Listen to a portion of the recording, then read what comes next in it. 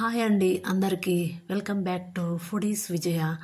ఈరోజు మనం మినప గారెలు నూనె పీల్చుకోకుండా ఎలా చేసుకోవాలో ఈ వీడియోలో చూసేద్దామండి.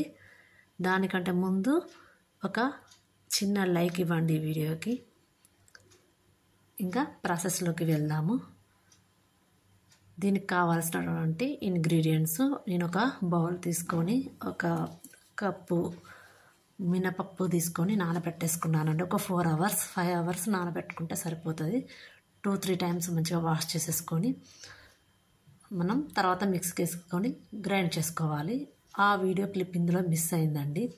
నేను మెంతులు కూడా వేసాను. మెంతులు వేయడం వల్ల ఏమవుతుందంటే కొంచెం మంచి కలర్ వస్తుంది, మంచిగా క్రిస్పీగా వస్తుంది. అందుకోసం నేను అలా వేసాను.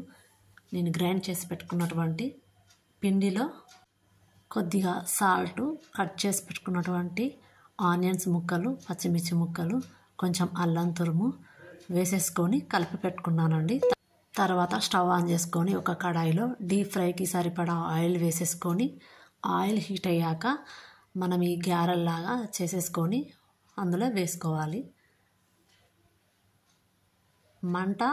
మంటను మీడియంలో పెట్టుకొని మనం ఫ్రై చేసుకోవాలండి. హైలో పెట్టుకుంటే పైన బ్రౌన్ అయిపోతుంది, లోపల సరిగ్గా ఉడకదు.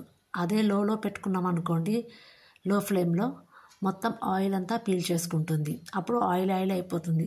అందుకే మీడియంలో పెట్టుకొని మనం ఫ్రై చేసేసుకున్నట్లయితే మనకు వడలు అనేవి సరిగ్గా వస్తాయండి. ఇది ఒక టిప్ అన్నమాట. ఇది గుర్తుపెట్టుకోండి. మనం అయినట్టుగా ఒకవైపు టర్న్ చేసుకుంటూ ఈ వడల్ని కాల్చుకోవాలి. నేను ఒక బ్యాచ్ అయిపోయింది, ఇంకొక బ్యాచ్ కూడా వేసేసుకున్నానండి. నాకు 2 బ్యాచ్లు వచ్చాయి పిండి. అంతే అండి. మంచిగా బ్రౌన్ కలర్ వచ్చే వరకు మనం ఫ్రై చేసేసుకున్నట్లయితే ఎంతో టేస్టీగా ఉండే మినప గారెలు రెడీ అండి. పైన క్రిస్పీగా, లోపల సాఫ్ట్గా దూదిలాగా ఉండేటువంటి మినప గారెలు చాలా రుచిగా ఉంటాయి. మీరు కూడా తప్పకుండా ఈ టిప్స్తో ట్రై చేయండి. ఎలా వచ్చిందో ఫీడ్బ్యాక్ ఇవ్వండి. ఇంకా మీరు సపోర్ట్ చేస్తూ ఉంటే మీ ముందుకు మరి కొత్త రెసిపీస్ తోటి మీ ముందుకు వస్తాను. సబ్స్క్రైబ్ చేసుకోండి నా ఛానల్ను.